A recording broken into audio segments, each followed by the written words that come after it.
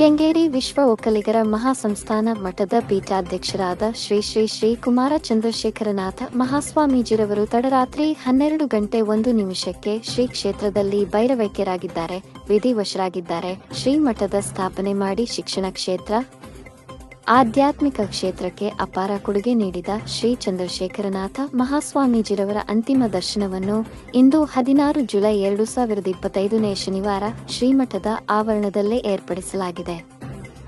ಮಧ್ಯಾಹ್ನ 3 ಗಂಟೆಗೆ ವಿವಿಧ ಧಾರ್ಮಿಕ ಮುಖಂಡರು, ಪೀಠಾಧ್ಯಕ್ಷರ ನೇತೃತ್ವದಲ್ಲಿ ಭೈರವೈಕ್ಯರಾದ ಶ್ರೀಗಳ ಅಂತಿಮ ವಿಧಿ ವಿಧಾನಗಳು ನೆರವೇರಲಿದ್ದು, ಶ್ರೀಗಳ ಉತ್ತರಾಧಿಕಾರಿ ಪೀಠಾಧ್ಯಕ್ಷರಾದ ಶ್ರೀ ಶ್ರೀ ಶ್ರೀ ನಿಶ್ಚಲಾನಂದನಾಥ ಸ್ವಾಮೀಜಿರವರು ಅಂತ್ಯ ಸಂಸ್ಕಾರದ ವಿಧಿ ವಿಧಾನಗಳನ್ನು ನೆರವೇರಿಸಲಿದ್ದಾರೆ.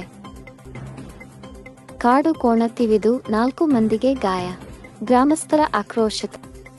ಚಿಕ್ಕಮಗಳೂರು ಜಿಲ್ಲೆ ತರೀಕೆರೆ ತಾಲೂಕು ಮಸ್ಕಲ್ ಮರಡಿ ಕಾಫಿ ತೋಟದಲ್ಲಿ ಕೆಲಸ ಮಾಡುತ್ತಿದ್ದ ಕೂಲಿ ಕಾರ್ಮಿಕರ ಮೇಲೆ ದಿಢೀರ್ ದಾಳಿ ಮಾಡಿದ ಕಾಡು ಕೋಣ ಬಸಮ್ಮ, ಸಾಕಮ್ಮ, ಕಾವ್ಯ ಮತ್ತು ಅಗ್ಮಾಲ್ ಎಂಬ 4 ಮಂದಿಗೆ ತಿವಿದು ಗಾಯಗೊಳಿಸಿದ್ದು, ಗಾಯಾಳುಗಳನ್ನು ತರೀಕೆರೆಯ ಸರ್ಕಾರಿ ಆಸ್ಪತ್ರೆಯಲ್ಲಿ ಪ್ರಥಮ ಚಿಕಿತ್ಸೆ ನೀಡಿ ವೈದ್ಯರ ಸೂಚನೆಯ ಮೇರೆಗೆ ಹೆಚ್ಚಿನ ಚಿಕಿತ್ಸೆಗಾಗಿ ಶಿವಮೊಗ್ಗದ ಆಸ್ಪತ್ರೆಗೆ ಕರೆದೊಯ್ದು ಚಿಕಿತ್ಸೆ ನೀಡಲಾಗುತ್ತಿದ್ದು, ಭದ್ರಾ ಅಭಯಾರಣ್ಯ ಅಧಿಕಾರಿಗಳು ಗಾಯಾಳುಗಳಿಗೆ ಅರಣ್ಯ ಇಲಾಖೆ ವತಿಯಿಂದ ಸೂಕ್ತ ಪರಿಹಾರ ನೀಡಬೇಕು ಮತ್ತು ಕಾಡು ಪ್ರಾಣಿಗಳು ಕಾಫಿ ತೋಟಗಳತ್ತ ಹಾಗೂ ಸುತ್ತಮುತ್ತಲಿನ ಗ್ರಾಮದೊಳಗೆ ಬಾರದಂತೆ ನೋಡಿಕೊಳ್ಳಬೇಕು ಎಂದು ಈ ಭಾಗದ ಗ್ರಾಮಸ್ಥರು ಮತ್ತು ಕಾರ್ಮಿಕರು ಆಗ್ರಹಪಡಿಸಿದ್ದಾರೆ.